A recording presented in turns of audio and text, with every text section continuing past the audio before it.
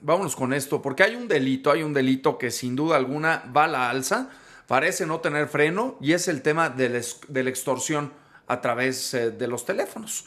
Estas llamadas de extorsión. Pues bueno, poco se ha hecho para poder detener estas llamadas de extorsión, y hay que decir que más del 65% de estas llamadas de extorsión salen de los penales, salen de las cárceles, de los reclusorios, en donde se supone que los celulares están prohibidos, en donde se supone también que hay inhibidores de señal para que no puedan salir llamadas desde los penales. Pues bueno, para hablar de este tema, agradecemos a Nancy Angélica Canjura Luna, quien es investigadora y es vocera de Causa en Común, para que nos explique la gravedad de este delito en México. Nancy, te saludamos con muchísimo gusto. ¿Cómo estás? Muy buenos días. Gracias por tomarnos la comunicación.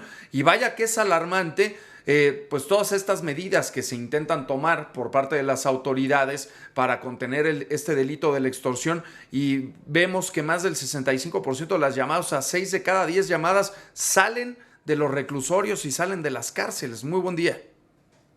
Hola, muy buenos días a todos en el estudio. Pues sí, justamente ahora a finales del año pasado que se hizo esta reforma Ujú. al Código Penal Federal con la finalidad de endurecer todas las medidas en contra de la extorsión y en donde también se busca la homologación del delito en todo el país, en donde pues se establece la gravedad de este delito, sobre todo su impacto en términos de confianza en las instituciones y en términos de el crecimiento económico del país. Se hablaba mucho también de esta parte de cómo ahora se iba a buscar que se disminuyera o tratar de eliminar la recurrencia de que este delito se cometa desde las prisiones a través de los inhibidores de señal, cosa que debería haber existido desde hace mucho tiempo y lo que al mismo tiempo nos deja con este mal sabor de boca de pensar que el endurecimiento de una ley no necesariamente va a implicar en la reducción de un delito.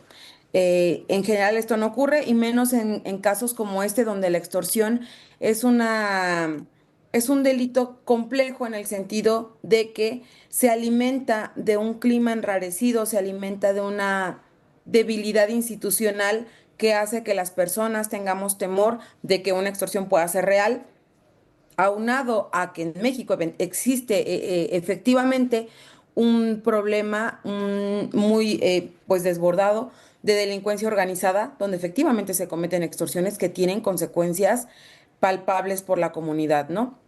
Ok, Y si a esto le sumamos la situación de debilidad institucional en centros penitenciarios, la debilidad también en los procesos de investigación, antes cuando se está analizando o se investiga como tal este delito, y la falta de mecanismos de inteligencia que permitan el desmantelamiento de grupos delictivos que cometen ese tipo de extorsiones, pues allí tenemos todo un clima en donde puede florecer este delito y afecta cada vez a más personas.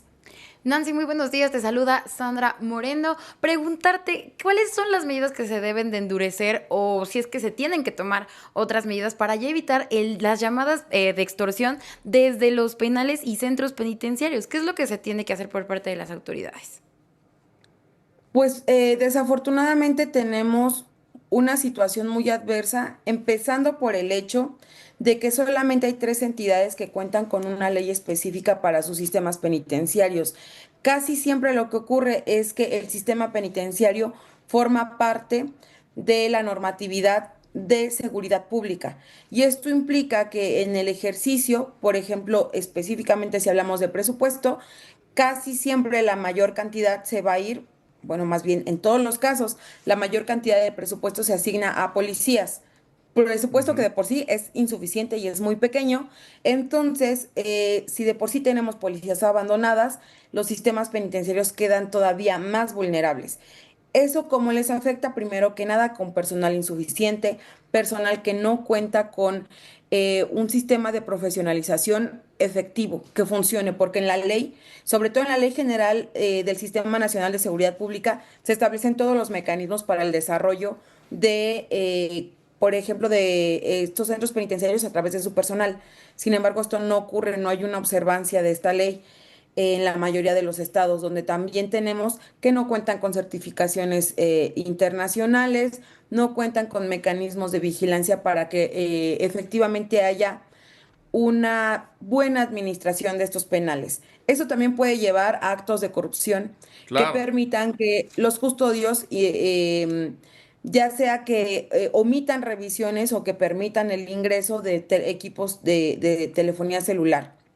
Y si a esto le sumamos los errores en infraestructura, ya sea voluntarios o involuntarios, en donde no existen los suficientes inhibidores de señal o no funcionan, pues allí tenemos estas condiciones, ¿no? Tendríamos que atender todo este tema.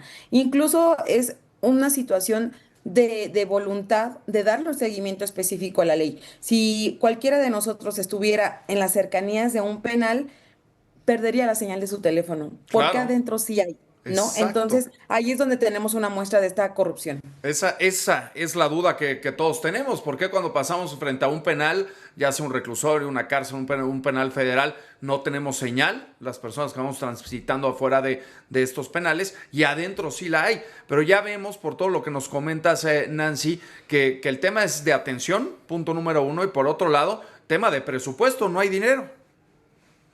Efectivamente, si no tenemos ni siquiera solventado el tema de infraestructura de los espacios, sabemos que tenemos también muchos penales que tienen una sobrepoblación, y si a esto le sumamos que tenemos poco personal, mal capacitado y mal pagado, también hay que reconocer que las circunstancias relacionadas con la situación laboral de quienes les corresponde este trabajo de cuidar a las personas privadas de la libertad o de ser parte del equipo de seguridad de los centros penitenciarios, generamos un caldo de cultivo para la corrupción.